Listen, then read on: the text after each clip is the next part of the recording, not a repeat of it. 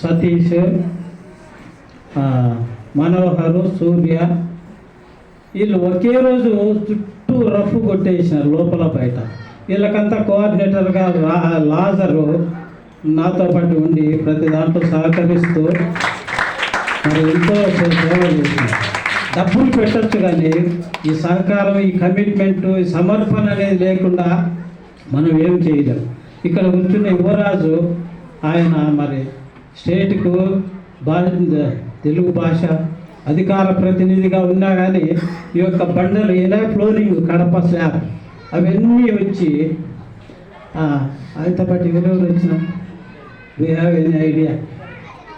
అబ్రహాము, ఈయన, నేను, లాజరు, ఇంకెవరు వచ్చింది ఆ రోజు. ఇదంతా మొలిచినారు. ఒకే 2 గంటలలో 8 సదరాలు కొట్టేసినారు.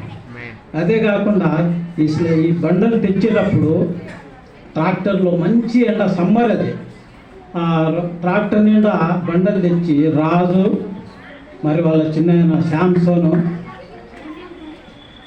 ఎంతో ప్రయాసగా వచ్చి దాన్ని ఎంతో సునాయాసంగా బండలన్నీ దించేసినారు.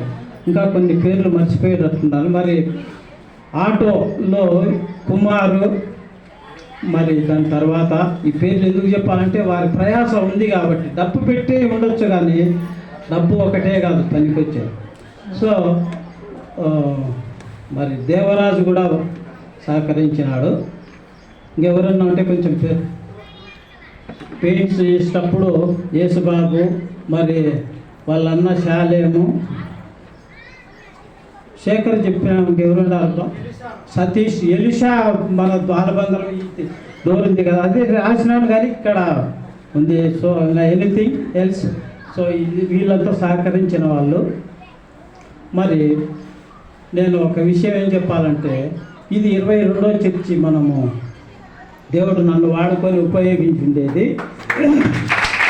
మరి కాబట్టి నేను ఒక అన్ని కుటుంబం వచ్చిన మన భరత్కు సంతోషము. నేను ఈ మాటలు చెప్పేది ఎందుకంటే, నేను కనుక యేసుప్రభువుని నమ్మకుండా ఒక అన్యునిగా ఉంటే వేంపల్లిలో మా పూర్వీకులు తమలపాకులు తోటలు అమ్మేవాళ్ళు.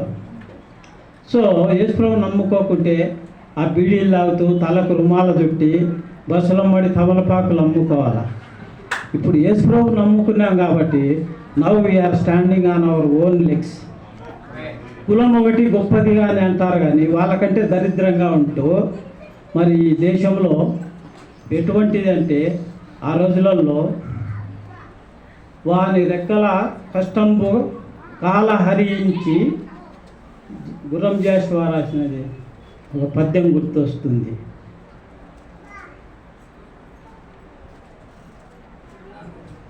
సరే, ఏదేమైనా కానీ ఆ పద్యం మళ్ళీ చూస్తాము. అట్లా నాకు దేవుడు ఒక క్రిస్టియన్ హాస్టల్ చదివేదాని వలన ఈ యొక్క క్రిస్టియానిటీ అనేది తెలిసి మరి ప్రభువుని అంగీకరించి, నా తర్వాత మా ఇంటి వాళ్ళందరూ, మా అమ్మ వీళ్ళందరూ కూడా ప్రభువుని అంగీకరించి ప్రభువులో నిద్రించినారు.